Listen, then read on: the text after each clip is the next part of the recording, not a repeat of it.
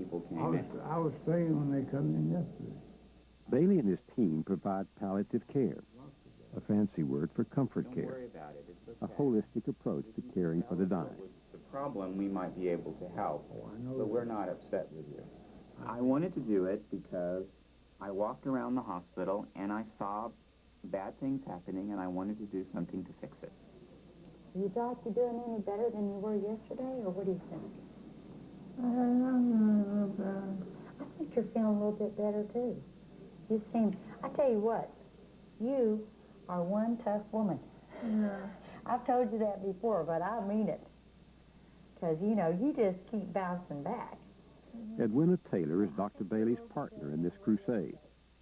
She's been a nurse for 29 years and now is a palliative care specialist. Dying people have a lot of issues that they need to resolve to be able to die peacefully. And that's my goal, is for people to be able to die peacefully.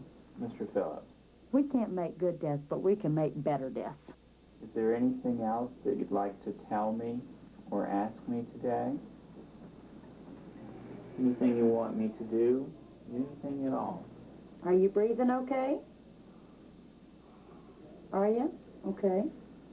Balm of Gilead is the first and only palliative care unit in Alabama. And while it's part of a new movement across the country, the Balm is different because it's one of the few units that serves the working poor and the uninsured, the people who fall between the cracks of Medicaid and Medicare. I need to kind of help push you up. 1, 2, 3. Good. Okay, these tips, let's move this pillow.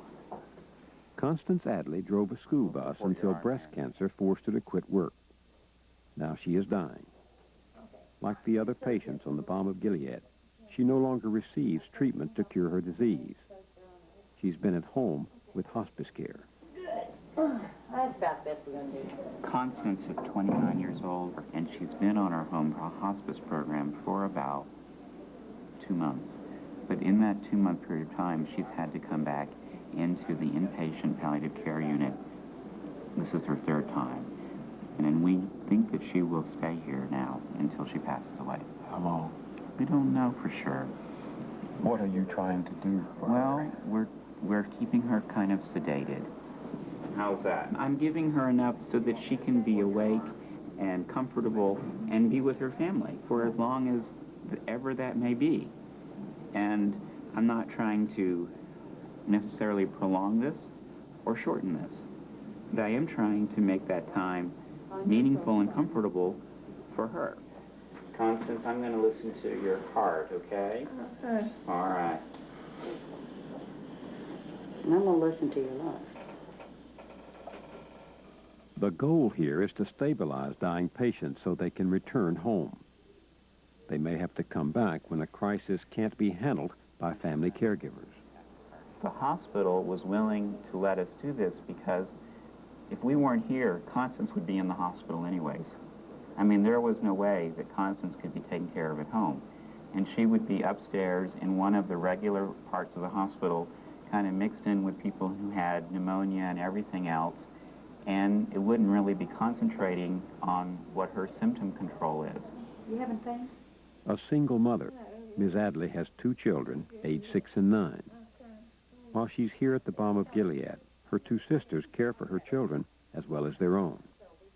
They take turns sleeping in her hospital room at night. How's her son doing? Does he understand what's happening? Yeah, How's he taking it? not too good. I talked to one of the nurses yesterday about saying about him getting some counseling. Right. Because he gonna need it. He needs to start now. Have you talked to his school? Yeah, and talked to them, and they said they were gonna try to get some help for him. Okay, because there is a pretty good counseling system through the Birmingham School. I've dealt with them before. And then Magnolia Place is a place for children who have had losses. And I'll get Jane to hook you up there. Okay. Okay? But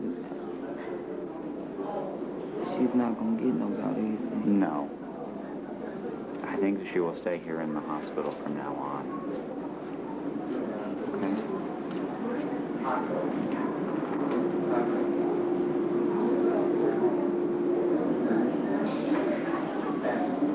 Can we do anything to help you? All right.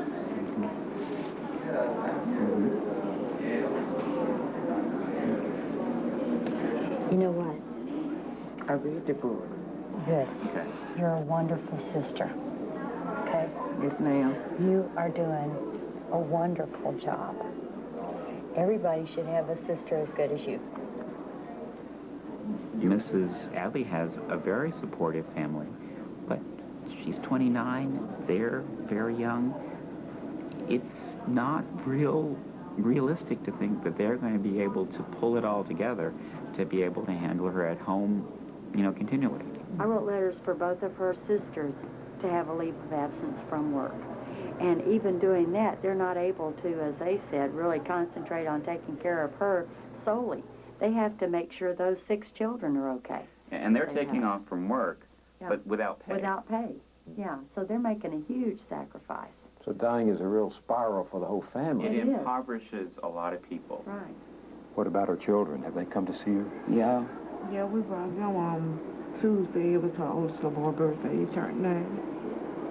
I have 2, she have 2, and Constance have 2. So It's 6 children and all. I had to let her be there with the kids and stay here with her because she just don't want to be alone. I have a hard time imagining a mother of 29 dying. Me too. And we don't have a mother nor a father. It's just us 3. It's obviously a great comfort to you to have her here with Dr. Bailey and Edwina. Yeah. She don't trust nobody else. She said it's good to her. And Edwin. Yeah. What are you doing with this stress to take care of yourself? How are you handling this? I just pray and go on. As long as Lord give me strength to come and see about her, I'm all right. Every death is a particular death, isn't it? Yes. They're all very different, and this is not an easy one. And especially with her children, nobody can mother your children like you can. And I think that is such an enormous issue with her that all I can think of when we see her every day is that, like that poem says, she won't go gently into that good night. It's going to be a struggle all the way.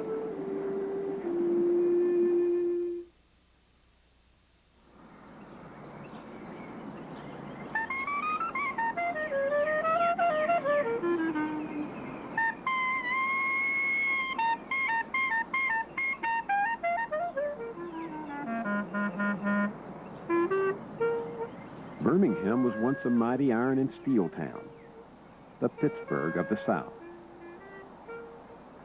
In the 1960s, it became infamous for its violent resistance to civil rights.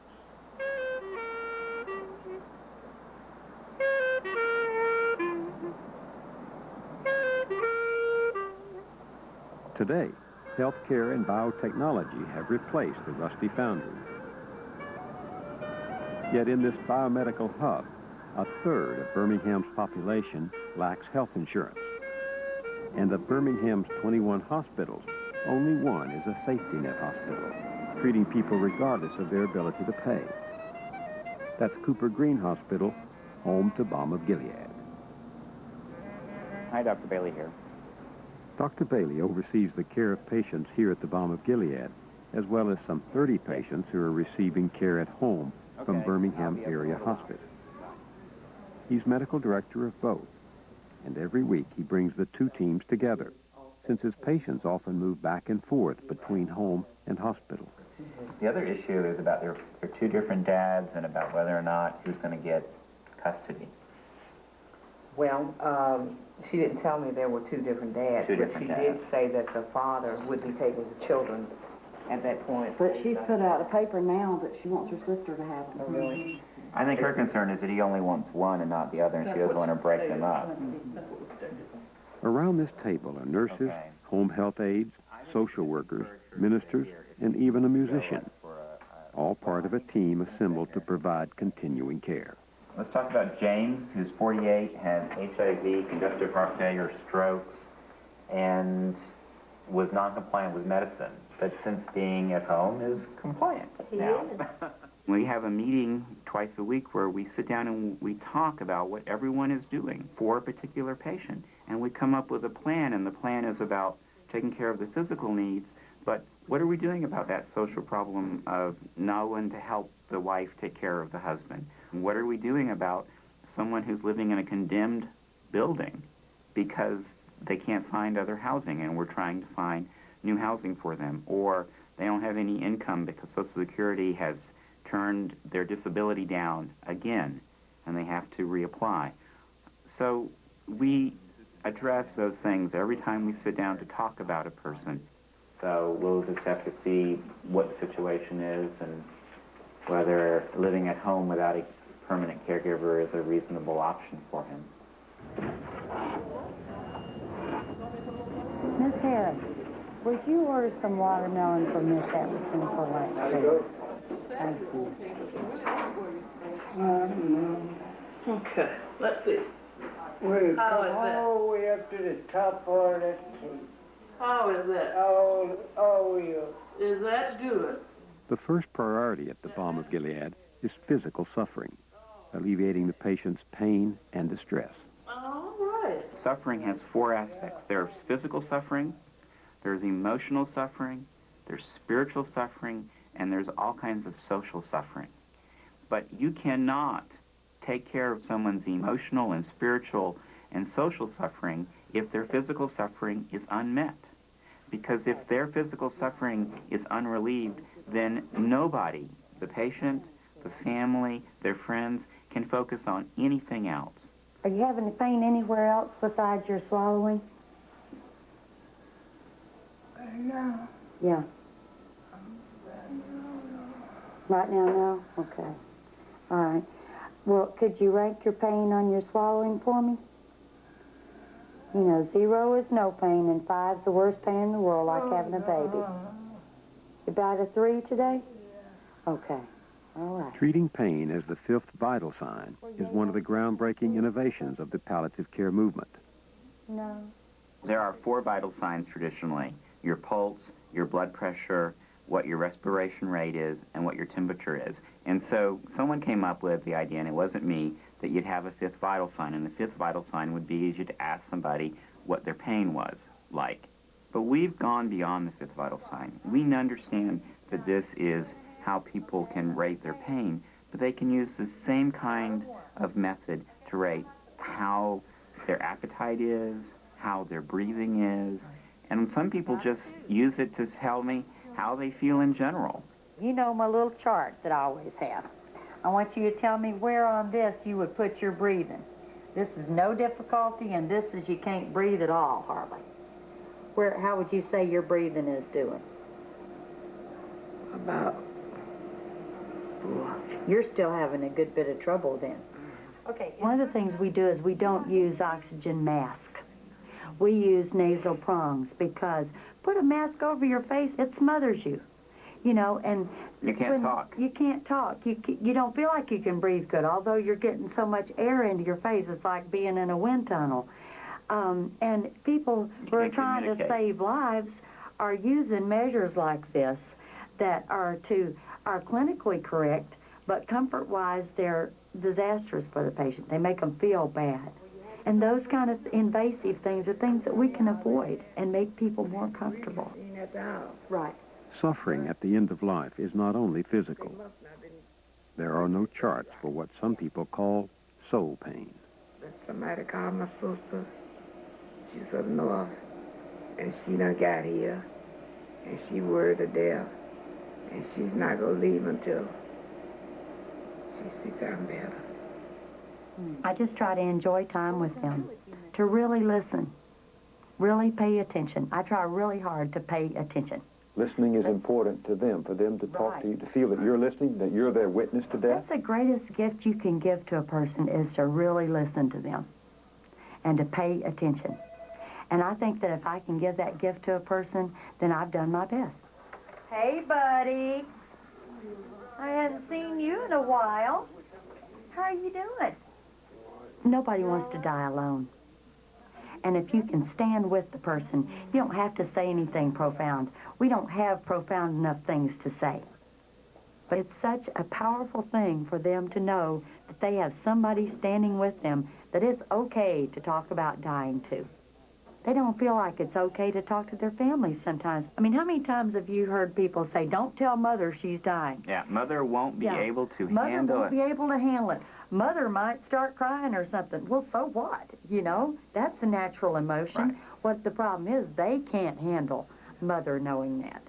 So it's important for us to kind of stand in the gap and enable them to honestly communicate with each other, or at least give the family and the patient us to honestly communicate with.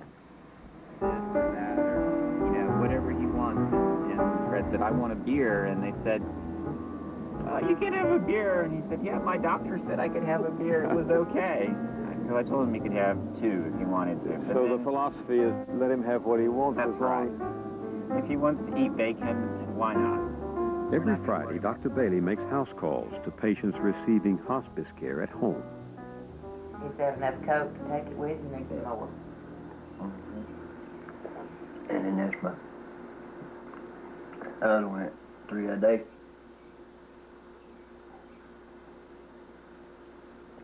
The heart, Willie Fred Davis is dying of lung cancer. give me all that stuff to make my heart, make me feel better, and then give me that to slow my heart down. With the help of Birmingham Area Hospice, he's been able to stay at home. His wife, Shirley, is his round-the-clock caregiver. Well, you go take your nap. I'll be here if you need me. You holler. Called there while I tell him, I said to come on over here. Mr. Davis has had some pretty rough times. He's not as active as he once was.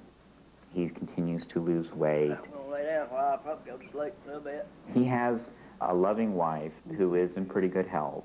He has children who are nearby, and so he's going to be able to stay at home. There's really not going to be any reason why he would have to come back into the hospital, probably. I mean, there is a potential for some sort of crisis that we couldn't handle at home. But this is your more typical hospice patient that should be able to stay at home. Hello, Mr. Davis. It's good to see you, and I brought some friends with me today. This is Mr. Moyers. How are you, Mr. Nice to Davis? meet you. Thanks for letting us come. You're quite welcome. How are you today? I don't feel all that good. I'm weak feeling. Can I sit down? I've been all week. You've been feeling weak all week? Yeah, I had some dizzy spells Tuesday. Cassandra Jackson is Mr. Davis's hospice nurse. Do these rails go down in How often do you come? I come once or twice a week. It just depends Once or on... twice a week and calls me 3 to 4 times a week. I think I bother him so much. I call him all the time, but when he's asleep, I talk to his wife, and she lets me know how Mr. Fred is doing. Yes, and calls regular. So what is it you try to do? I come out and I try to make Mr. Fred comfortable as he can be at home.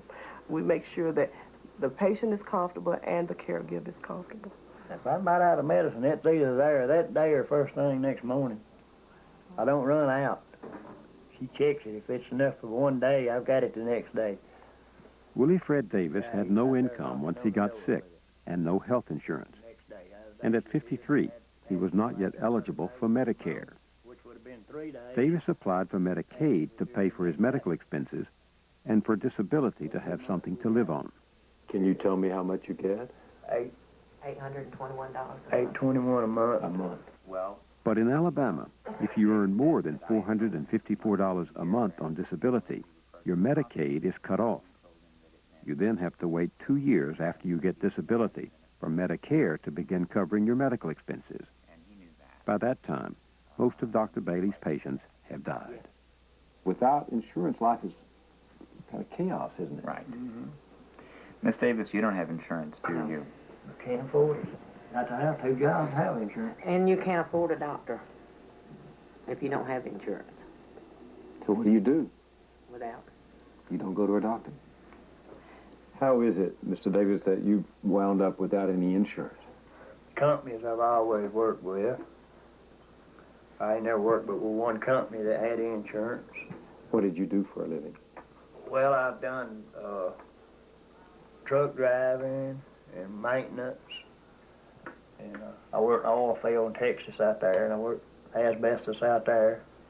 And I did insulation work, insulating houses back when I was a lot younger, blowing it in the ceilings and putting it in the walls and everything.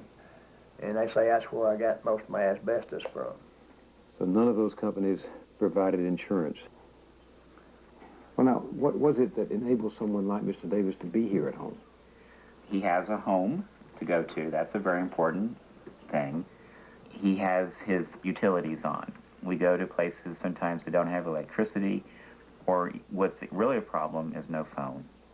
Because if he doesn't have a phone, there's no way for him to call and tell us that something is happening, or Miss Davis to call and tell us something is happening.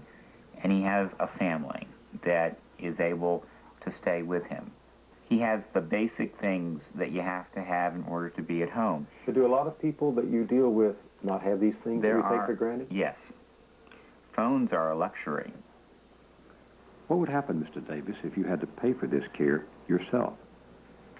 I'd just be out in the grass and go ahead and put me under the grass.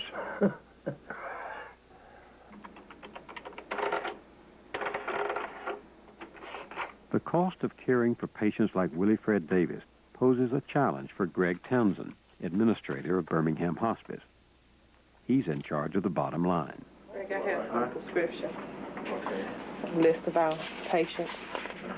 I make copies of what I'll do. I'll just put the prescriptions back in our office. When they are reimbursed at all, Birmingham Hospice is paid just $95 per patient per day from Medicare and Medicaid. And all the services that we provide, the medical director, the nursing services, the social services, the DME, the drugs, the home health aid services, all the services that we have to offer are taken out of that daily reimbursement rate. You called about a geomat for one? Oh, it's called, yeah. Not geomat. What was it? A low air loss mattress. Low air loss mattress. What's the price? $700 a month. And that's a discounted price. They normally charge about $900 a month. The challenges that Greg was mentioning that the hospice nurses deal with, they also deal with in the inpatient setting on the Balm of Gilead.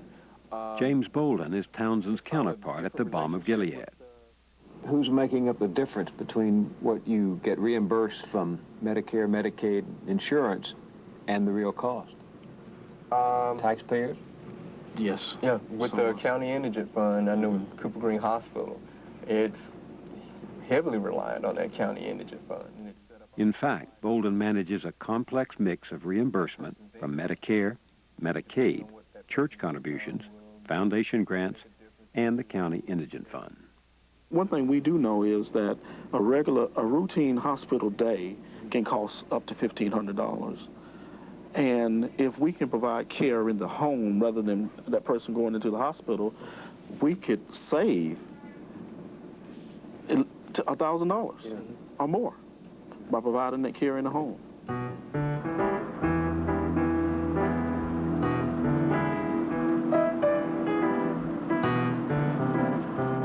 The driving force of the home hospice movement comes from caregivers like Cassandra Jackson, a nurse for more than 20 years. Daily, she travels the length and breadth of Jefferson County to check on her patients. This afternoon, it's Faye Birch. Dixie. Dixie? Ignoring me. Come here. Dix. Come here. Come here. Mrs. Birch, when she was first admitted to our program, she was very, very lonely. The day that I admitted Mrs. Birch, she had me with teary eyes because she was very teary-eyed. And her main complaint was depression and loneliness. You see a fly? Sometimes she would call hospice and tell hospice that she's alone. She wants to commit suicide. Why cry today? I have no one to help me. I have no one to get my medicines. I have no one here with me. And when the hospice nurse on call or myself called Mrs. Birch back, she would say, well, I was just lonely. And I thought I would just tell you that. So maybe you can come visit me. It goes back to her family situation. She's unhappy because of her relationships with her sons. Faye Birch is estranged from two of her sons and lives with another son who's seldom home. Hospice usually requires a full-time family caregiver, but Dr. Bailey and Birmingham Hospice try to adapt to each family situation. Good evening, Mrs. Birch. Hi. How you feeling today? I feel pretty good. I'm having trouble breathing. Having trouble breathing? Must be the weather. Ms. Birch was herself a nurse. Probably is. She worked 2 jobs while her sons were growing up. Yes. Birch. But when she got sick, she had to quit work, and then she lost her health insurance. Have your shortness of breath gotten worse? She was forced to go on disability. Cassandra Jackson comes to see her a couple of times a week. So have you been lonely lately? Lonely? Mm-hmm. Have been lonely? Yes. Okay. But it gets old staring at 4 walls on the television. Mm-hmm. With hospice, you can't be in and out real fast. You have to take your time. You have to be there. And I watch TV and nod off. That's my night. Okay. Sometimes it's just holding the patient's hand. Sometimes it's just watching TV. Sometimes it's reading. Sometimes it's just being there, just listening to what the patient has to say. And if the hospice nurse can take the time or spend the time, you will learn something on each visit. I felt better about the whole situation, about my illness, about it being terminal. I know that.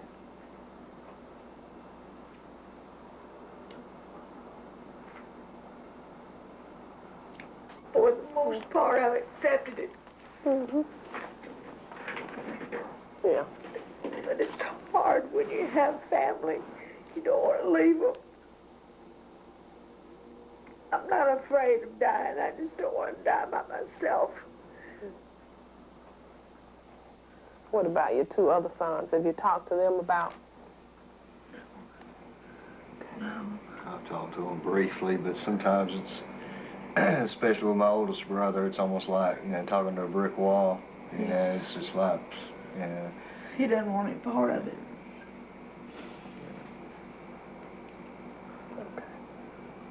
And right now, what expenses, like on my medicine, I need help with, it's up to Richard, and that's not fair. I've got 3 sons, and they ought to all pitch in and help him.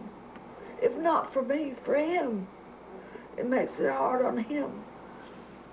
She really struggles with this estrangement that she has from her own children, and she's a demanding person, and they may be burned out.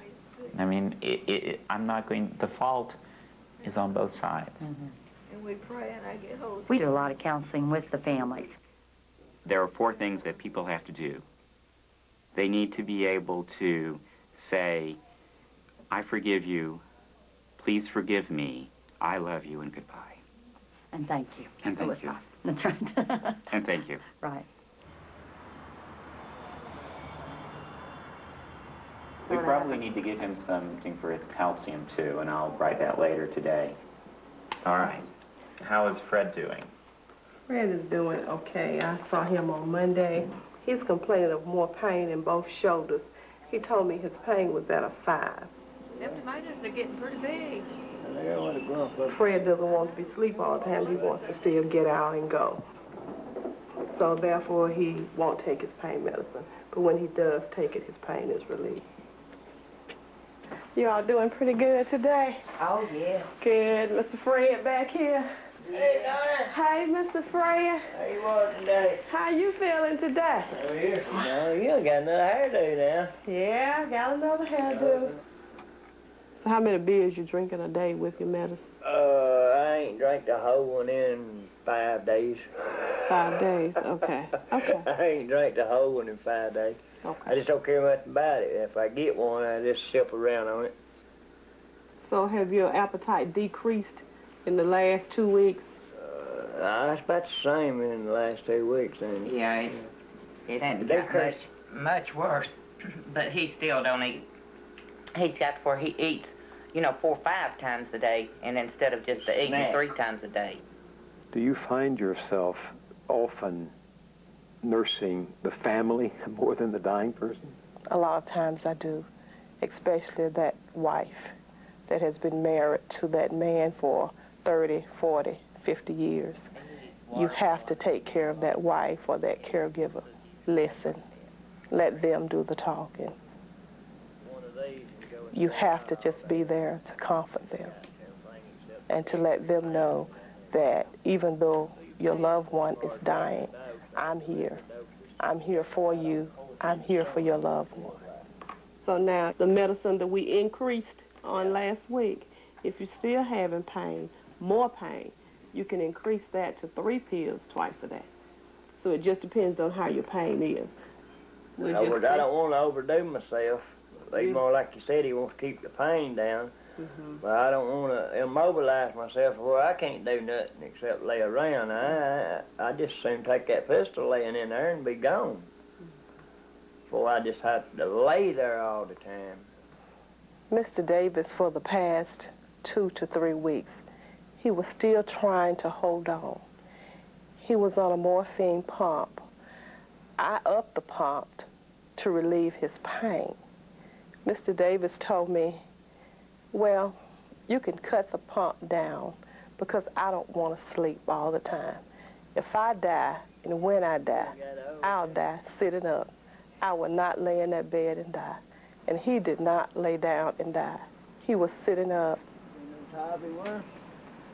He woke up one morning. He told his wife he was smothering and that he was dying. Watch that pot down there now. I'm watching where I'm going. Just get out of my way. She called hospice. She called me. And when I got there, he was dead. And he was sitting up in the bed with his feet hanging on the side.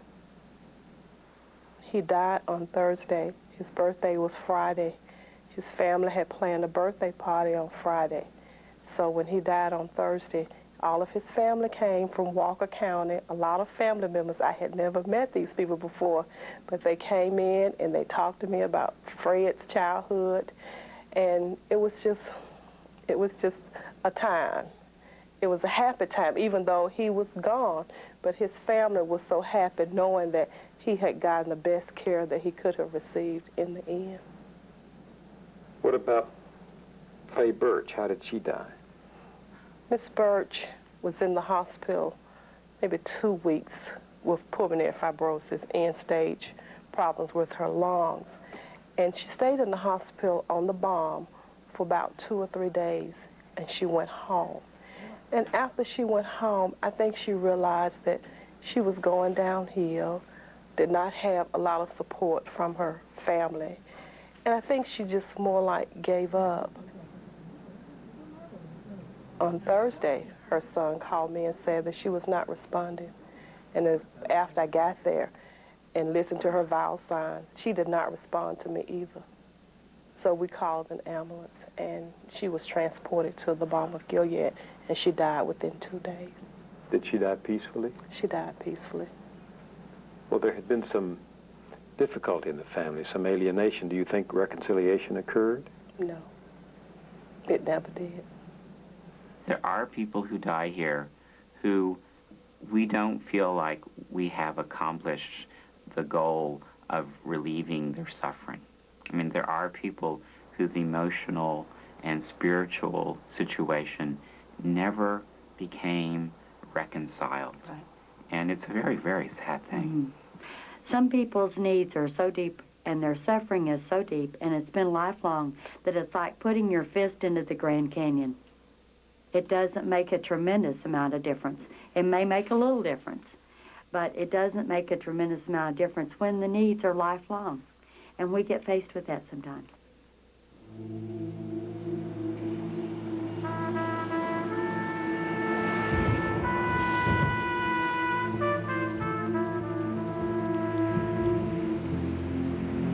Praise the Holy Witness. Praise your Lord. Yes, Jesus loves me. I can tell the world so. Yes, Jesus loves me, for the Bible tells me so. I do take it home with me sometimes, yeah. Especially if we have a lot of deaths at once. It kind of piles up, and I Does feel that real happen? sad. Yeah. It does happen occasionally, or if somebody I really love dies, I can't help taking it home. When somebody like Constance Adley dies, part of my heart breaks off, but it regenerates. And, I mean, I feel it very deeply. I don't think I'll ever get used to people dying that I care about, but it does regenerate. I pray a lot. I find a lot of comfort in prayer and knowing that I have done all I could for my patients. It gives me a sense of peace and relaxation. Another thing we do, though, too, is I don't watch sad movies. Yeah, I never watch any medical We never watch any movies about dying because we already gave at work. That's right. You know, we don't have to do that. My question continuously is who bereaves the bereaver? You know, because you get so involved with the families, and then you go to the home for the death, and then you go home alone, and then there you are, you know, and who comforts you?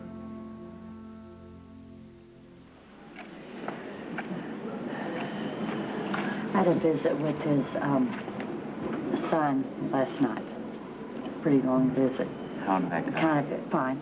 I kind of explained to him how his dad was doing and about his liver and everything. The fact that he's so sedated because his liver is not doing well.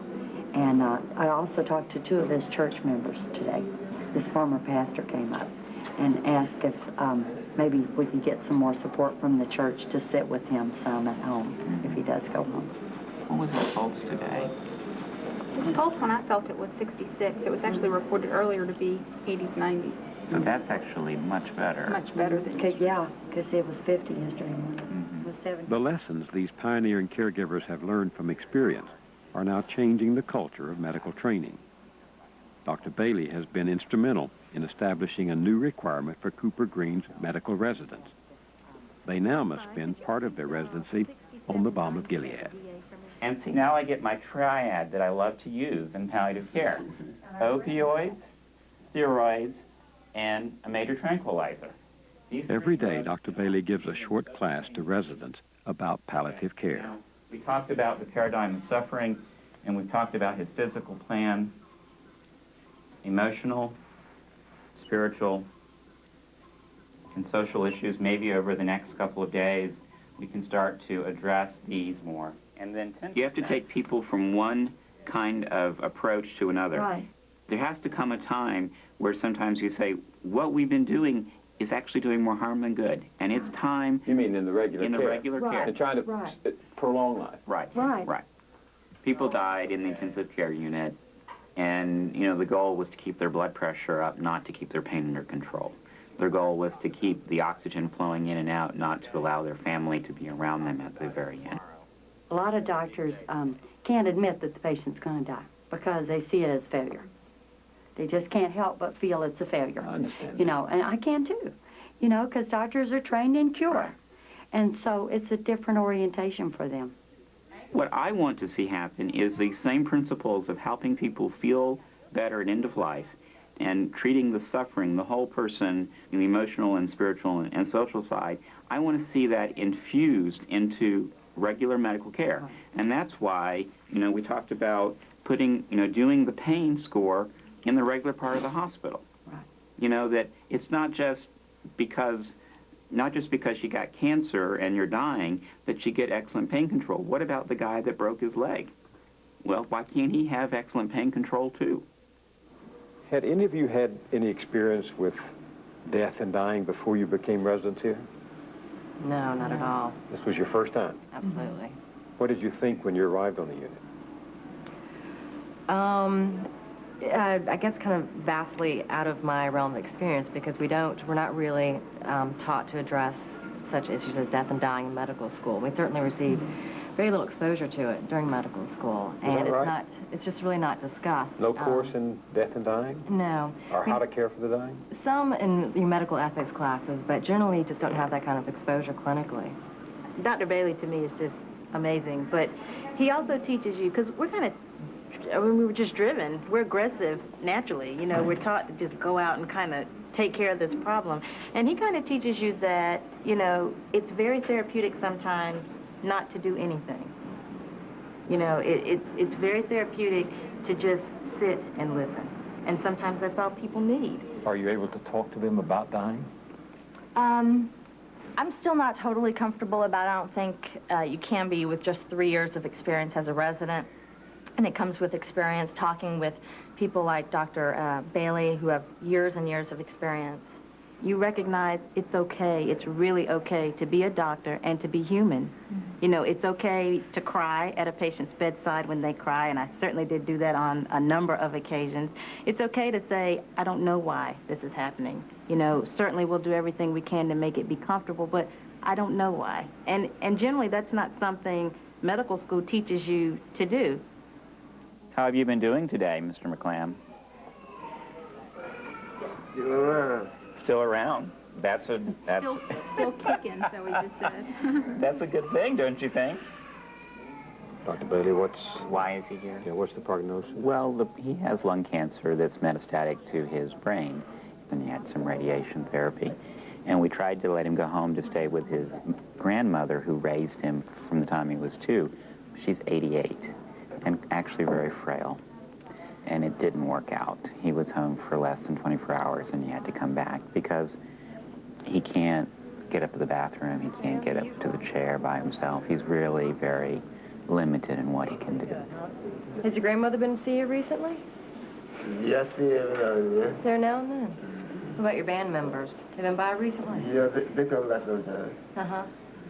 Mr. McClam is a trombone player, and he has a picture of his band at bedside, and he's got these electric red trousers on, he's smiling, and for me, when I saw that picture, it was a moment of, this is a person in a previous life, and I wish I'd known him before he became so debilitated. It's not pretty looking at a dying person. No, but I think you get to the point where you have a relationship with them, and you don't. When I see Mr. McClam, who is cachectic and who is dying. Which means? He's wasted. He's got just diffuse wasting from his disease. It's saddened. It definitely saddens me, but I don't see that as much as I first did when I first met him. And at first, he was not in control of any of his bodily functions. He was shaking. He was very unsteady on his feet, and I was overwhelmed and terrified by him because I had no idea. Even though he probably weighs maybe 95 pounds at most, I didn't know what to do with him. And so I called Dr. Bailey, and we eventually, through some very minor things, got him more comfortable, got him to feel like he was controlling his bodily functions, his body, better than he was before.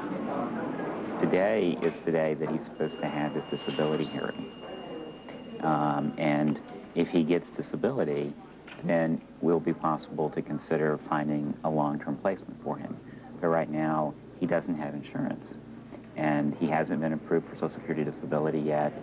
And so he can't get that, he can't get Medicaid. He basically is boxed out of all kinds of resources. It easily takes from the time people stop working until they get their disability 4 months. We're only halfway through. And we have a lot of people who end up just staying here indefinitely because before that disability comes through, Nothing can be done, no other arrangements. and they have gotten worse during that time, and then they can't go home. I'm hoping that my case is like that. We do too, and we've sent all the paperwork in, but you know, the government works slowly. It just takes time. While the government took its time, Nate McClam's grandmother insisted on caring for him again at home. Nate was able to spend a couple of months with her before another crisis sent him back to the Balm of Gilead.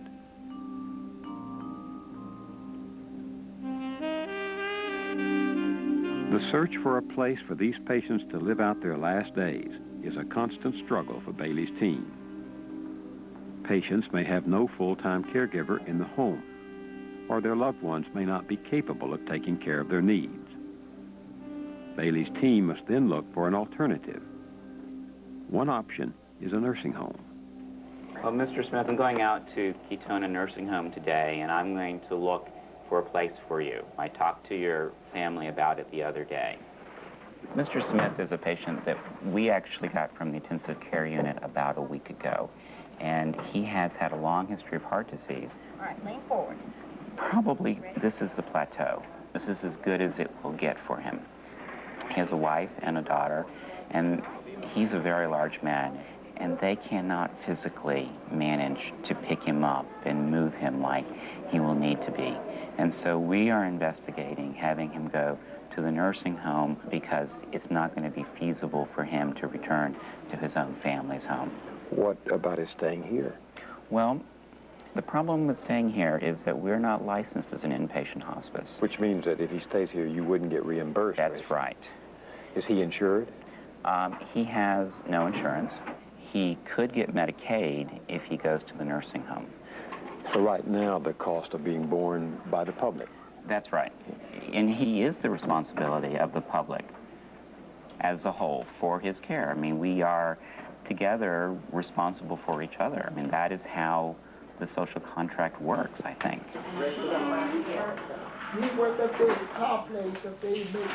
It's moving day on the Balm of Gilead. Bailey's team has scrambled to find a home for Lois Johnson, who is alienated from her family and has no other place to go. Dr. Bailey has arranged for her to stay at Ms. Hill's boarding home.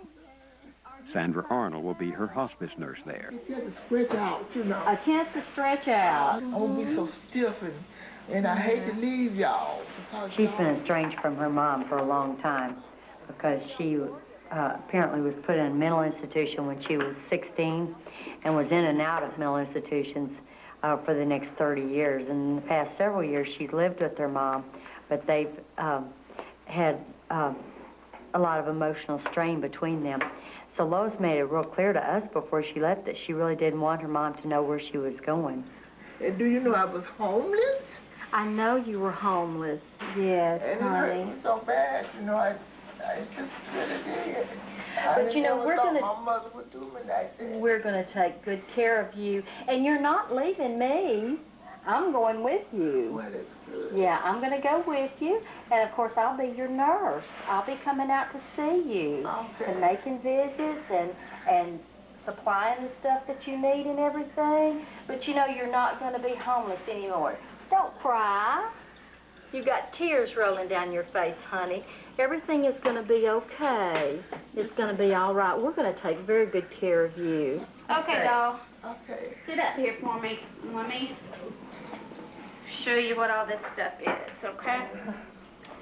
Now, Sandra is going to help you with your medicines to get everything, you know, set up the way that you need to take it, but I've written some notes on here, okay? And I'm going to show you what each of these is and when you need to take them, okay? Y'all gonna let me do it? It'll be messed up. I'll set it up in a pill box for you. But I just need to let you know. Yeah, we'll set it up in a pill box. Okay, you've got potassium, which you take 2 in the morning time, and about 9 o'clock in the morning, okay? This is your cough syrup, which you take in the morning, and then as you need it through the day, every 8 hours, okay? This is your pain medicine, the pills that I give you. And you take 1 at 6 o'clock in the morning, 1 at 2 o'clock in the afternoon, and 1 in the evening time before you go to bed. Then you've got your Klonopin, which is your nerve pill that you get every morning and every night.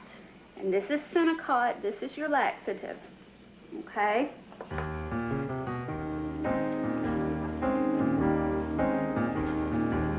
More than half the shift at the Balm of Gilead sees Ms. Johnson and her worldly possessions off to her new home. It's really nice. So it's been a while since you've been outside.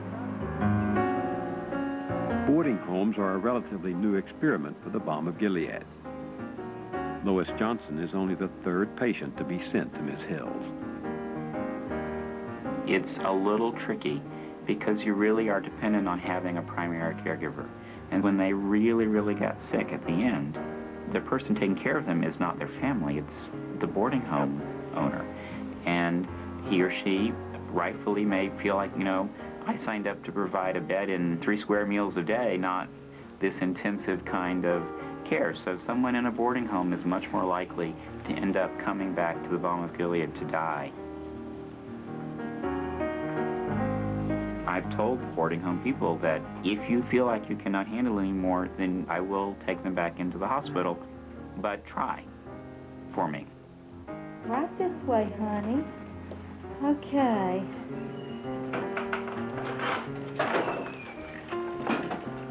Okay.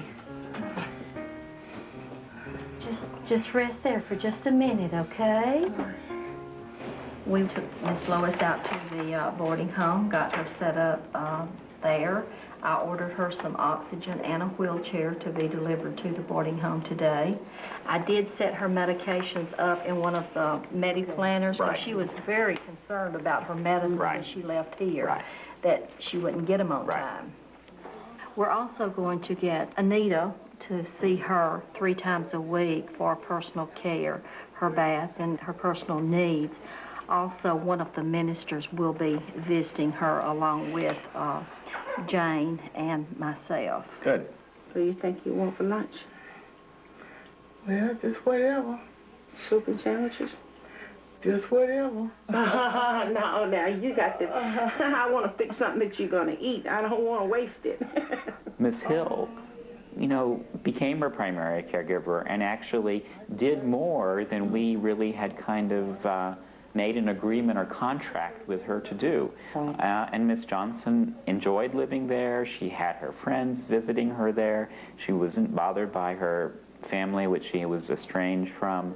And she got to leave the hospital. And so while it didn't last as long as we all perhaps had hoped that it might last, I think it was a success. I was homeless. Bless your heart. Well, I'm glad you're here. And I'm glad to be here. You can say you got a home now. I didn't know people cared so much. You know that? I really did. Well, we do. Yeah. Miss Johnson was there for several weeks, but now she did come back into the hospital, back to the Balm of Gilead, and she passed at the Balm of Gilead. Peacefully? Peacefully, yes.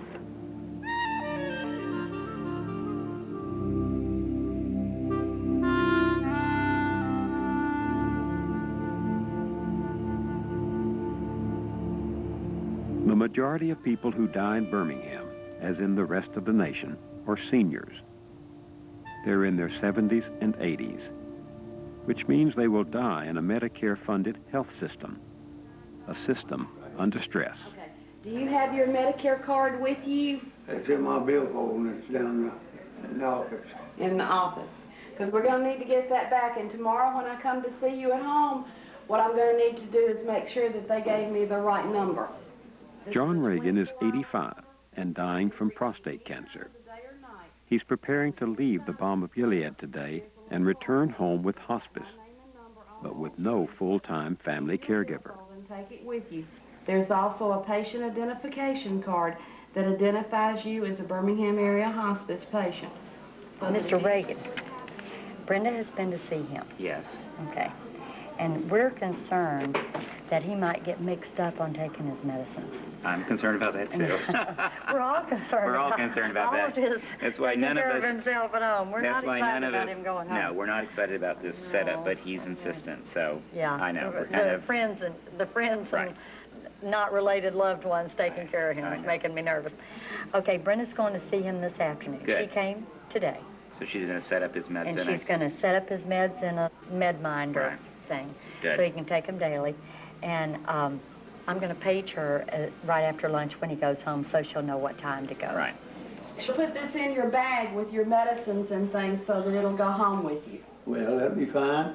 Okay. Unless so long as they don't put me in there. No, we're not going to put you in there. We won't unless you start causing trouble. And I will see you at home this afternoon.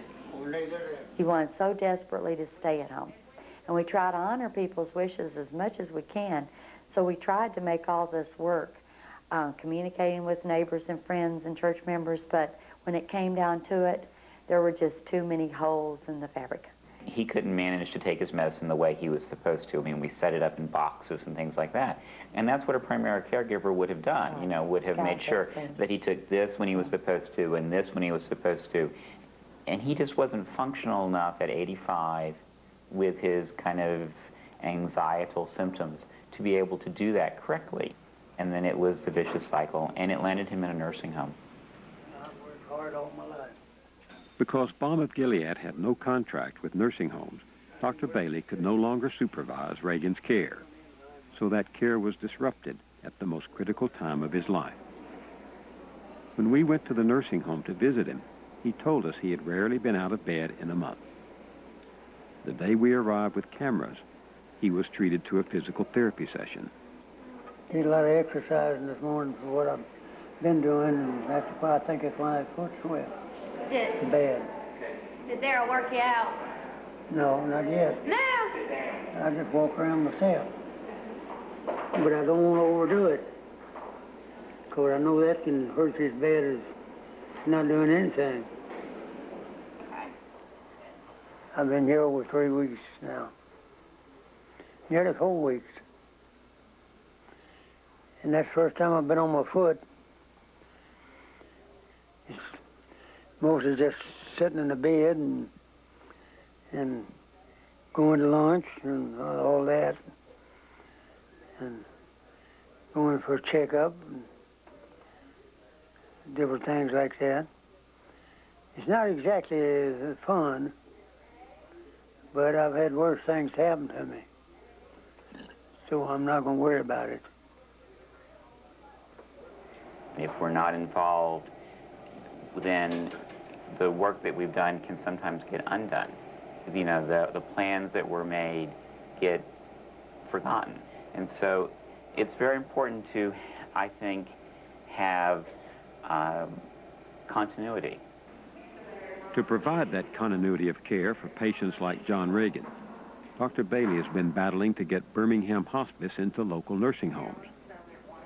After a 2-year effort, he finally signed a contract with Jefferson County Nursing Home, including classes for the staff on palliative care. But again, dehydration may be protective. This is one of Dr. Bailey's favorite things to talk about, because it's always a struggle of mine to know whether to give the person something to drink or not. The nursing home will be the primary caregiver, so if people are going to die in the nursing home, which we know they're going to, and it happens, you need to be able to help the staff who are acting like their family be prepared, just like the people that we prepare at home. You know, and again, like we know, it goes without saying, go by what the patient wants. You know, in creating this web of care between home, hospital, and nursing home, Dr. Bailey has a formidable ally on the national scene, Dr. Joanne Lynn. She has come to learn about Bailey's experience here at Jefferson County Nursing Home. Hello, Miss James. This is Dr. Lynn, who's a friend of mine from Washington, D.C., who's coming to visit people with me today. Okay? Hello, good to meet you. See you. Good to see you. I know that you have a hard time talking, but I also know you understand, you know, everything that we say. Didn't you used to work here as an aide? A nurse, that's right. Okay. How are you feeling today? Not good? Well, I don't know. Kind of low, huh? Kind of low, a little blue. Miss James had a stroke. And after she had the stroke, she wasn't able to care for herself. And she was living alone, and her son is employed, and the daughter-in-law was ill, apparently. In any case, she eventually came into the nursing home. She's left with a very severe deficit, obviously. And was very depressed. Very alert mentally. Yes. Inside there. Right. Are you unhappy with your room? No, it's fine. What about your roommate? That's okay too? No.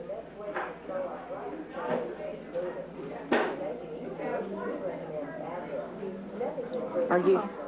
Well,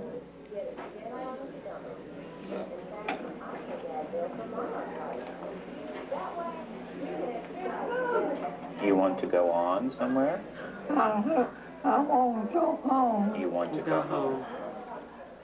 She was very depressed and basically wasn't eating and having frequent hospitalizations because of this progressive deterioration. And so they asked us to start seeing her to manage the symptoms. Being a hospice. Under hospice. But she's much more animated. I mean, this is week 4. Much better now.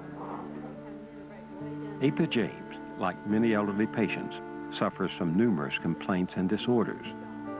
And like the others, her dying time may be prolonged. But Medicare requires a 6-month terminal diagnosis for hospice care. So if Atha James takes too long to die, she may have to be discharged from Dr. Bailey's care. These are exactly the sort of patients who need you the most. Right. But if you're successful, they will fail to die and they'll have to leave you. And that undoubtedly will not be good for her emotional well-being. If you talk to anybody for 10 minutes on this issue, they've got to tell you their story. Well, anybody over 40. From her base in the nation's capital, Dr. Lynn is trying to change our health system to meet the needs of the dying and their caregivers. It isn't just a private calamity. It's happening to so many people. It's a terrible thing that people can't count on the care system as they come to the end of life.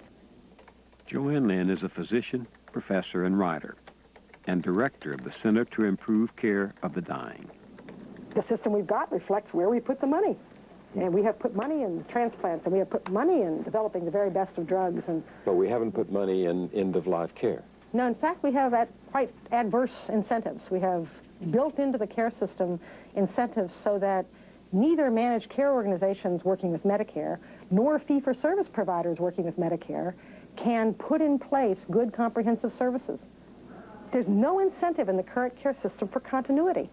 If you've got terrible heart disease and you're going to have it all the rest of your days, one of the obvious things you need is a doctor who's going to stay with you all the rest of those days.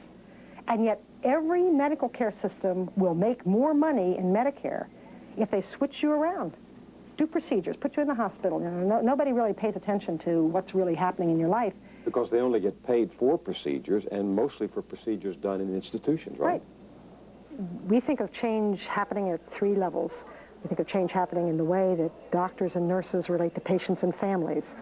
A second level is the very local care system needs to do a better job. And then at the 3rd level, we need to change public policy. We end up taking care of people who have accumulated serious illness in a whole hodgepodge of programs that were never really designed around doing that well or efficiently. How is it possible that it is easier to get a hip replaced than it is to get a nurse visit on a weekend? Why is it you can't get a home health aide to help you in a piece of time when you, the caregiver, is sick? Because we never built that into our care system. Why is it that caregivers lose their health insurance? Because we never paid attention to it. Good morning, Brenda. Good morning. How are you doing today? I'm fine. Good. How is Miss Scott doing today? Oh, well, I'm doing pretty good. Doing pretty good? Uh-huh. Good. B. Scott is being cared for by her children, Brenda and Frank, with the help of Birmingham Hospice. She just had her bath, and she usually be asleep, but she holding on right now. Okay. Okay. At 77, Miss Scott has had strokes, kidney failure, and diabetes that led to amputation of both legs. I need to check you. Yet her children are determined to care for their mother in her own apartment. And the last morphine she got was on yesterday when she complained of chest pain. Frank said he gave her some. Frank, did you get some last night? Yes. Okay. So Although Medicare covers Miss Scott's hospice expenses, it doesn't help her children, who are making huge sacrifices to care for their mother around the clock. Okay. I'll tell him that. The strain on this family has got to be really quite severe because she can't be left alone, and they don't leave her alone, and they don't live there, and they're not allowed to live there. So there's someone from her family coming for 8 to 12 hours every day, and then they're relieved by someone else who spends the next 8 to 12 hours there. And I've done a wonderful, beautiful job for her. Frank, you gonna feed her now? Yes, I can. Okay. Stop ready. Okay.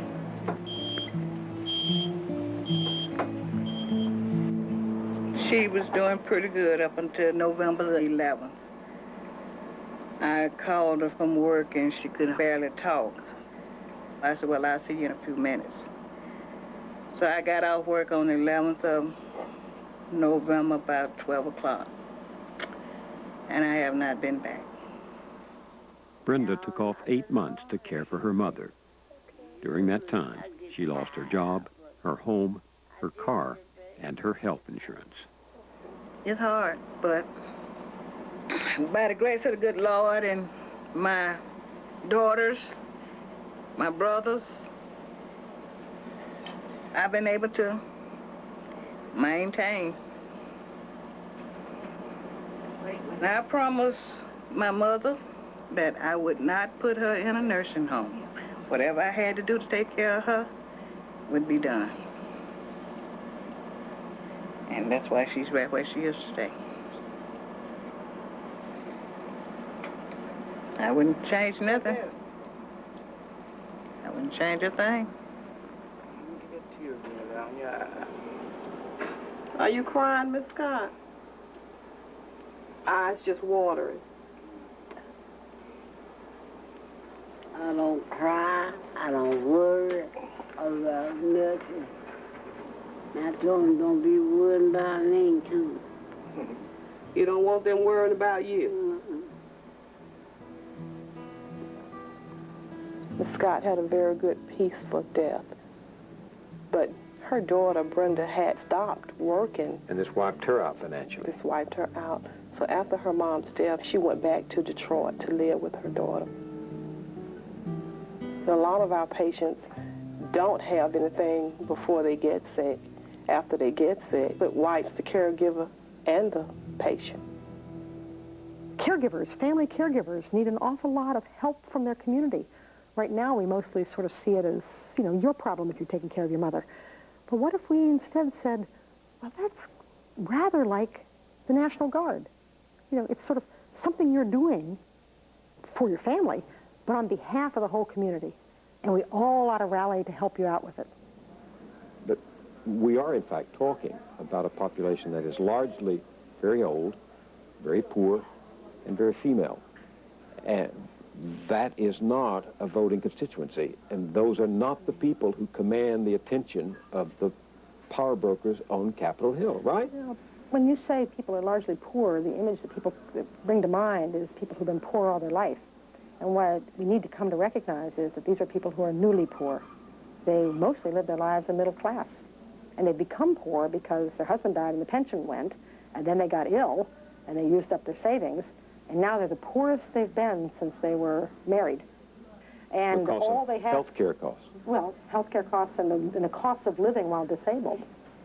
So when we talk about dying on our own terms, we're not just talking about the individual autonomy of a single death. We're talking about how the whole community acts and behaves and cares for all of us who are dying. Exactly. We just can't really just walk away from it. More and more people are seeing what their parents are going through as something they've got to speak up about. And not only for their parents, but for themselves when they get there. That's my sister. Is that me? That's me right there. That's the one in New York. At 89, Florine Huff has been taking care of her ailing younger sister for several years. What's happening now puts both of them in jeopardy. This is the one up there sick now, Portia. That's her. Portia Boyd, her sister, is 87. Ms. Huff is growing too fragile to look after her. Everybody's at home around. I don't have any company, so they see it as it is. Hi, Miss Boyd. I'm doing really well, and I have take that dress off and I still left it on the bed. I have a friend to visit with you today from Washington. This is Dr. Lynn, Joanne Lynn. This is Miss Boyd. How doing? Sit down too. Did you enjoy your barbecue? Oh, I forgot to tell you. Did I? It was delicious. Good. And peas. Can you get? Yeah, I know. That was so good. I enjoyed it. Great. When Ms. Boyd was diagnosed with lung cancer, she moved from Pennsylvania to Birmingham to be cared for by her sister. Good thing you have each other. Taking care of me. I give her a lot, all the credit. Not all, but most credit. Because she's very good to me. Very good. Hadn't been for her, I don't know where I would be. But she's taken very good care of me. The two sisters hired Miss Susie Davis to help them with their meals and medication. This is her first week on the job. Medicare doesn't cover such an expense, and it's not clear how long they can afford her help. Father God, in the mighty name of Jesus, Lord, we thank you for this food that we're about to receive, for the nourishment of our bodies in Jesus' name. Amen. Amen. Now, can I put some jelly on your bread? They've been able to manage for 2.5 years, but Mrs. Boyd is not as able to get around as she was. And Miss Huff, I think, is developing some dementia, and she was repeating herself, forgetting what she said, was not handling Mrs. Boyd's medicines very well, even though they're very simple. And they weren't even able to really handle, for instance, cooking meals and preparing food in the house. So we all were concerned that they might both end up needing to go into a nursing home situation, which neither one of them want. They really need to be together. Isn't it amazing how in a flash, both people could be in a nursing home and Medicaid pick it up, but you have to string it all together to make it work to stay at home? Right. Ms. Boyd could go into a nursing home more easily since she doesn't really have that many possessions. This home is owned by Ms. Huff.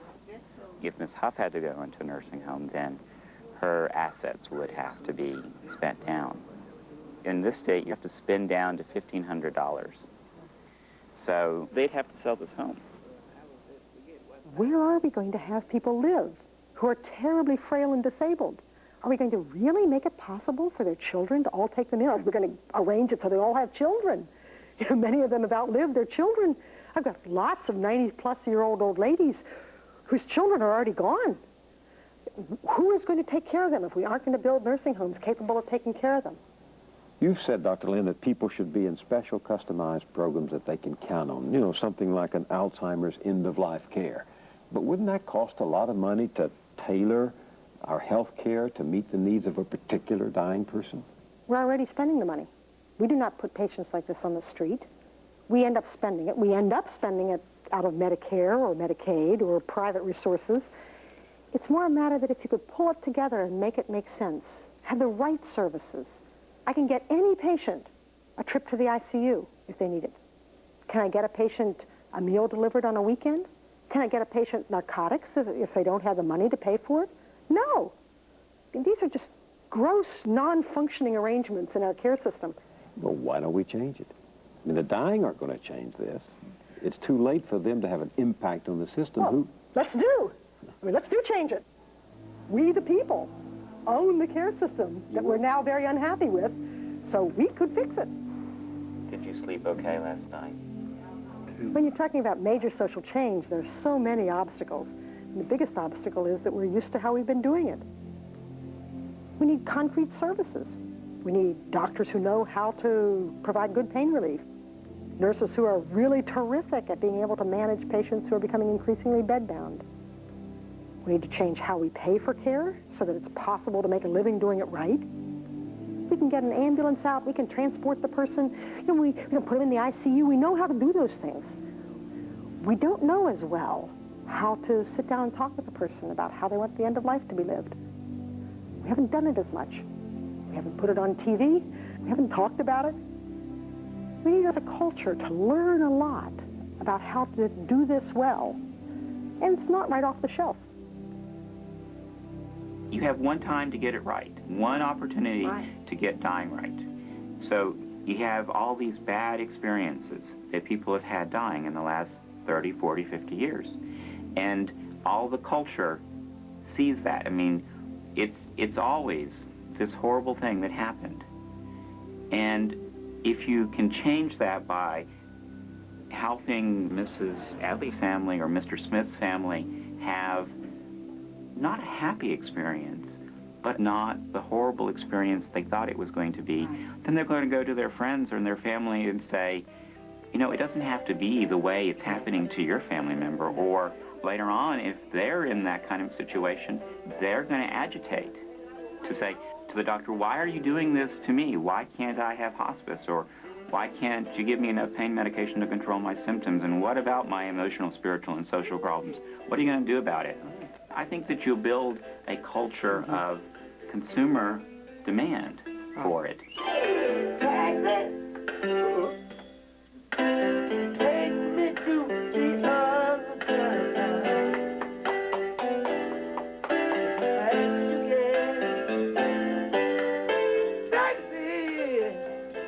But don't you feel you're in an uphill fight in a culture that wants to deny death and doesn't want to look at it? And yes, I do feel it's an uphill battle. I'm amazed, though, at how this happened. I mean, a year ago, this was an abandoned part of the hospital. Now it's a very alive part of the hospital.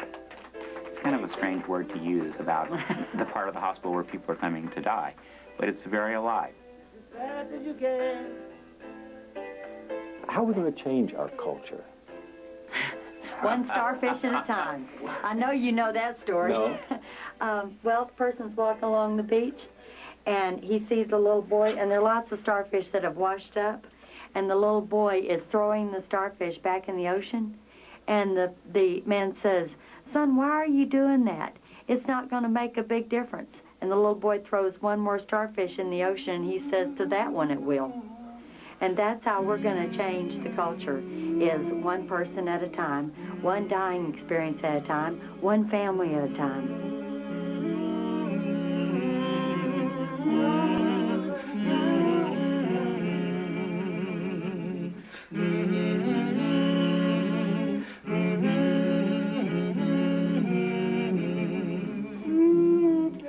There is a bomb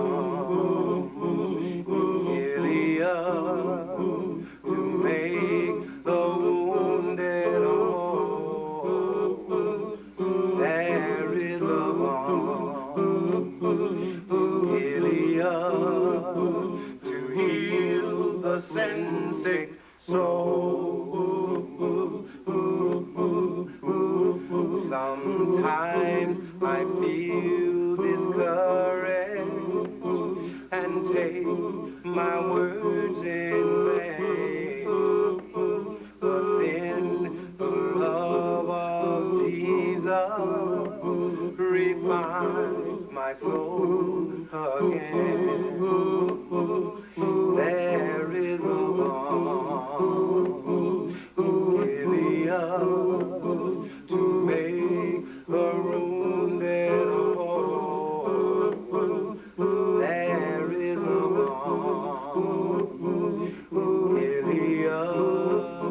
to heal the sin-sick soul.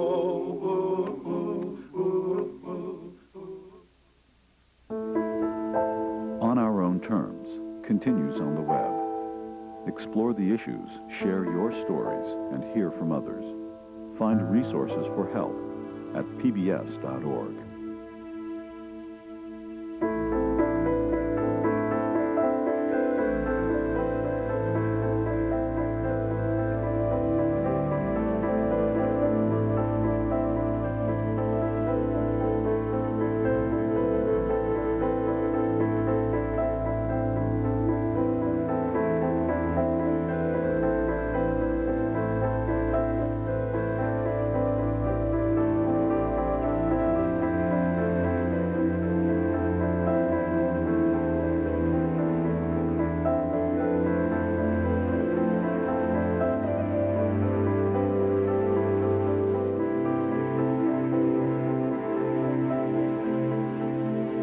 Funding for this program is provided by the Robert Wood Johnson Foundation, making grants to improve the health and health care of all Americans.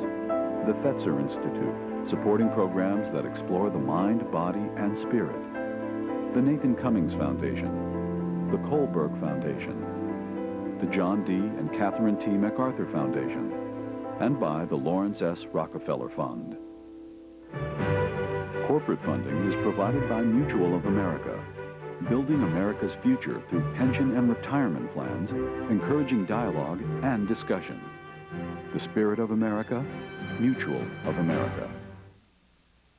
On Our Own Terms is available as a 4-volume home video set for $99.95 or $29.95 for individual episodes. Call 1-800-336-1917 or write to the address on your screen. This is PBS. On Our Own Terms with Bill Moyers is made possible in part thanks to underwriting support from Hospice of Dayton, serving over 35,000 patients facing life-limiting illnesses. Hospice of Dayton is the area's oldest nonprofit hospice organization. Hospice of Dayton, now in its 24th year.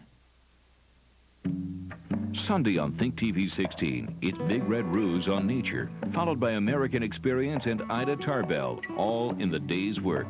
And on Think TV 14, Great Performances presents Free to Dance, followed by Diary of a City Priest and Austin City Limits, Sunday on Think TV. Next time on American Experience. They accrued wealth beyond imagination, yet were plagued with controversy. Am I the kind of man who would use his wealth improperly in public office? While the nation watched their every move, they strove to maintain the family. A remarkable number of them, they want out of that family. The Rockefellers. Tonight at 9 on Think TV 16.